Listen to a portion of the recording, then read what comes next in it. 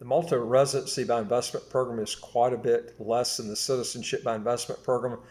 And one of the things I do like is it's actually one of the best programs in the world. One thing I like about the Maltese Residency by Investment is English is one of the main languages. There's no language test that you have to take to eventually get the passport. They use the euro. The population is around 441,000, and it is a full member of the Schengen since 2007. Also, folks, if you want to legally get your income taxes to zero, how to get a second passport as quick as 45 days, do 3 things.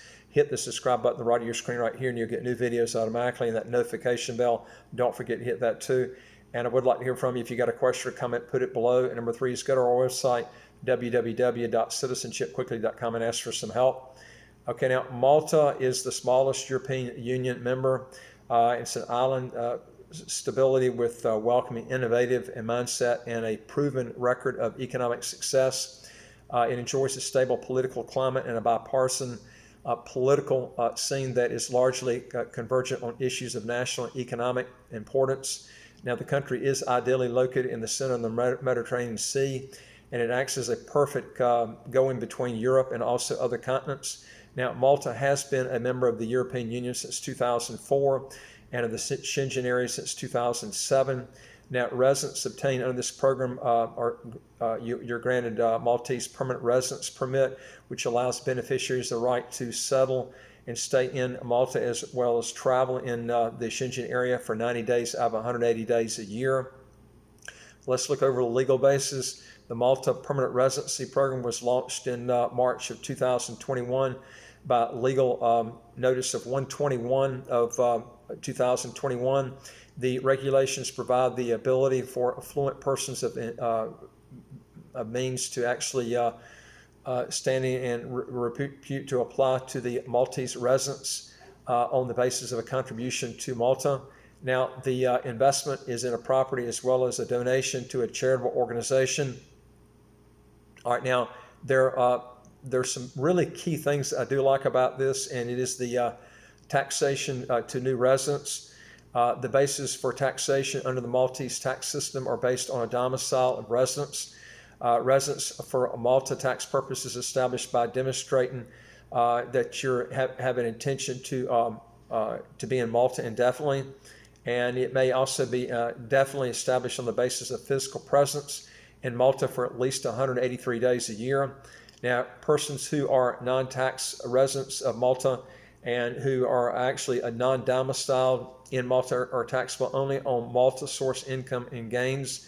Now, non-domiciled residents of Malta are taxable on a remittance basis only on foreign source income, not foreign source capital. In other words, if you have capital gains on a property outside of Malta, you can bring that in tax-free, but dividend income is treated different. That's treated as taxation when you bring it in. So in other words, foreign source income is exempted, even if you remit it to Malta, only extent remitted, subject, however, to minimum tax of 5,000 euros. That means you're going to have to pay a minimum of $5,000 a year in Malta. In other words, you're not going to get your taxes to zero with this option. The minimum tax applies to couples who earn at least 35,000 euros a year of annual income arising outside of Malta. Now, income and capital gains arising in Malta are always subject to tax. Malta, at the applicable personal income tax rates, would apply to you on income inside the country. Now, capital gains arising outside of Malta fall outside the scope of Maltese tax, whether remitted to Malta or otherwise. Again, capital and savings remitted to Malta fall outside the scope of the Malta tax regime. Now, the Malta Permanent Residence Program does not give beneficiaries any tax benefits. This is the only thing I don't like, is you get the benefit, but then your kids, as they grow up, they don't get that non-dom status. This is the problem. And people that are actually born in Malta actually cannot be non-domiciled, or non-doms, what I call them. And it only applies to people that are coming in as foreigners for the first time. Now, let's look at the eligibility. The main applicant for the Malta Permanent Residence Program must be at least 18 years of age. Eligible dependents include the spouse or partner in a long-term relationship. Children, parents, and grandparents can be covered under this option. Now, let's look at the fit and proper tests that they look at. The government of Malta is committed to the highest standard of due diligence to ensure only deserving and reputable applicants are allowed to proceed for the grant of Maltese residency. Applicants must demonstrate a clean record that's verified by Europol and Interpol and other authorities. If you've got any sort of criminal track record or even a bad civil track record, you can be turned down in this program. They're really strict on qualifying for this. You also got to be in good health. Applicants must show that they don't suffer from any sort of contagious disease or a health condition that can become a significant burden on the Maltese health system. All right, now let's look at the income. Applicants are required to provide evidence that they hold at least 500,000 euro, not US dollars, in capital, out of which 150,000 should be in the form of financial assets. This is like liquidity type assets. So if you don't fall in this category and you actually have to maintain this, then you can lose that status. This is something you really have to look at. Now, property purchase or rental. Applicants are required to make an investment in property of at least 350,000 euro, not US dollars, in Malta, or 300,000 euros, which is 50,000 less if you go in the Gozo south of Malta region. This is a little bit more remote area, and they give you, you don't have to invest as much if you go in that area. Or you enter into a property rental contract. Now, the rental contract works like this: is it's 12,000 a year for rental if you go to Malta, and it's 10,000 in Gozo, which is south of Malta. Now, these are to be held for a minimum of 5 years, after which a residential contract is required. Now, let's look at the contribution to the government of Malta. Now, to qualify for the Maltese residency by investment, the main applicant is to pay a contribution to the Maltese government of 98,000 euros when opting to rent a property, or 68,000 when opting to purchase a property. So they're going to give you a discount on what you give to the government if you buy a property. One reason is you're going to have a stamp duty when you end up selling the property, so they get it on that. This to be paid in 2 stages, 10,000 euros on submission of the application stage, and the remaining fees are approval on the application.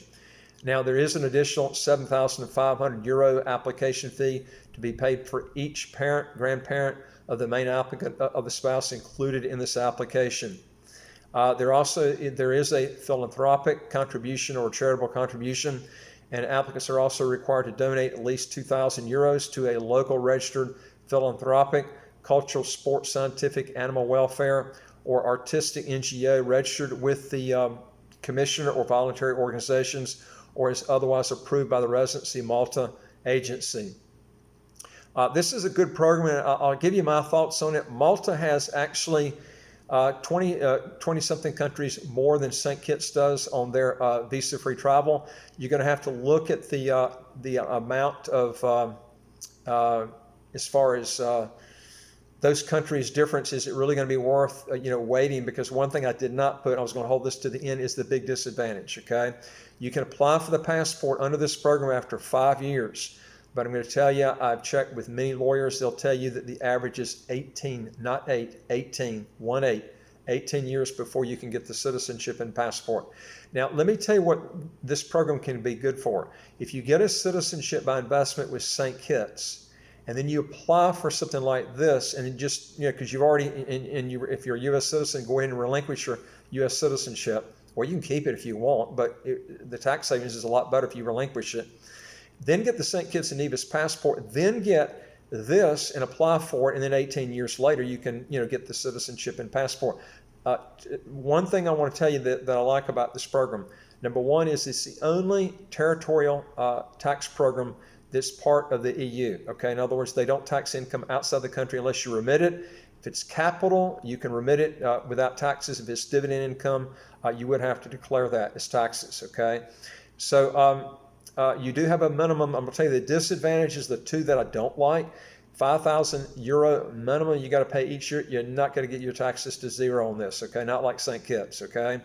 The other thing, too, is it's 18 years before we get the passport, but this is the good news. You can take off and leave. There is no minimum stay requirement for this residency by investment, which is really neat, and it's no language test. These are the things I like. All the negatives have been pulled out of this, and they don't tax income outside the country. The thing I do not like, which could hold in the future, is as part of the EU. The EU actually let Malta buy on this only because at the time they applied, the UK was part of the EU and the UK had a non-dom status like Malta wanted. So the EU had no choice but to let them through. But now the UK they're pulled out of the EU now. So now, how long is it before the EU starts putting pressure on Malta to ditch their territorial tax system? Okay. And I'll tell you something, that's the biggest fear, because what happens if you pay all this money, you get the 17th year and the EU says, hey, Malta, nobody else has a territorial tax system in the EU. You're going to have to ditch the program or we're getting rid of you out of the EU. This is the problem I see with this program. This is why I like St. Kitts and Nevis as a sovereign country. No income tax, no capital gains tax, no estate tax, no inheritance tax. Folks, you're not going to get any better than that. And I'll tell you this too, we have a program now in St. Kitts. All you have to do is invest in the property. We have a developer that will pick up all the fees. We're talking about the background check fees, the government fees, the legal fees. Basically, almost all of what you're paying for is the property. There's just a few little fees outside of that. And it beats, having to wait 18 years. And remember, the 18 years is before you can apply. It doesn't mean you're going to get that passport and the residency by investment to Malta. If you got any questions, put them below there. I'd like to hear from you if you got a question or comment. Also, hit the subscribe button on the right of your screen right here, and you get new videos automatically as they come out. Don't forget to hit the subscribe button at the right of your screen also, and also the notification bell. And go to our website, www.citizenshipquickly.com, and hit the top bar that says apply with us, fill out the questions. Hit that bottom bar that says send it to us. We deal with over 100 citizenship by investment, residency by investment countries all over the world. And I look forward to talking to you on the next video. Take care.